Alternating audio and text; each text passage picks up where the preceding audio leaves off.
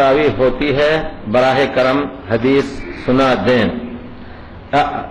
حدیث جو ہے مکے کی حدیث یہ ہے کہ مکے میں 20 رکعت نماز صرف حرم پاک میں ہوتی ہے، صرف مکے کی دوسری مسجدوں میں، ہماری خود مسجد ہے، ہمارے بچے الحمدللہ سب حافظ ہیں، 4 بچے وہی تراویح پڑھاتے ہیں، دوسری مسجدوں میں 8 3 11 رکعت ہوتی ہے بس۔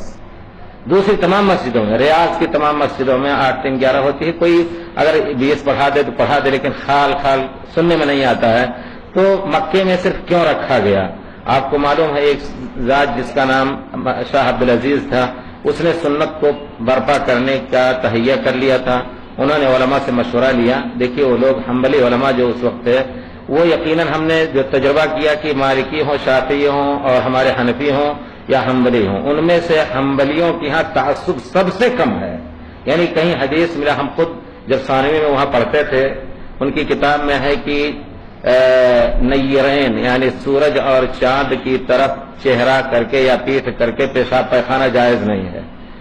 استاد حنبلی بہت مشہور، انہوں نے کہا کہ یہ مسئلہ حدیث کے خلاف ہے، حدیث میں کہیں نہیں آیا ہے، صرف قبلے کی طرف پیٹھ یا چہرہ کر کے پیشاب پیخانہ کرنا جائز نہیں ہے، رد کر دیا انہوں نے، حالانکہ وہ ان کے کتاب، ان کے مذہب کی کتاب ہے۔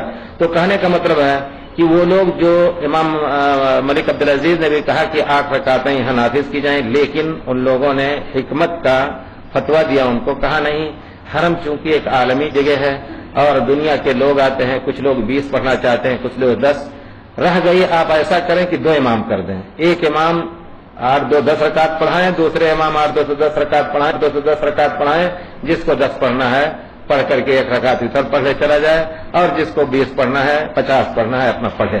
تو یہ حکمت کی بات ہے، اس وجہ سے حرمین شریف میں اور اس کا وجود کوئی بری چیز نہیں ہے۔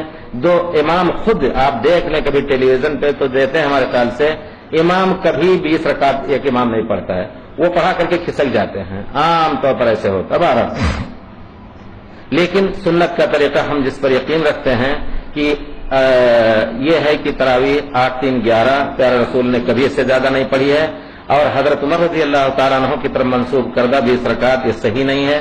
آپ نے جب حضرت ابی بن کعب کو مسجد مبارک نبوی میں حکم دیا کہ آپ پڑھاؤ، تو نبی کریم صلی اللہ علیہ وسلم کی مسجد میں ان کو حکم دیا کہ 8 رکعتیں پڑھاؤ۔ کسی وقت حضرت ابی بن کعب 36 رکعت پڑھا دیتے تھے، یہ ثابت ہے قیام اللیل مروزی وغیرہ سے۔ تو مسئلہ اس سے یہ نکلتا ہے کہ اگر آپ کی طبیعت حاضر ہے، اگر آپ صرف 8 پڑھ کر کے چلے جا رہے ہیں 8 3 11، تو انشاءاللہ سنت رسول اور فضیلت قیام اللیل من قام رمضان ایمانا واحتسابا وہ آپ کو فضیلت حاصل ہوئی۔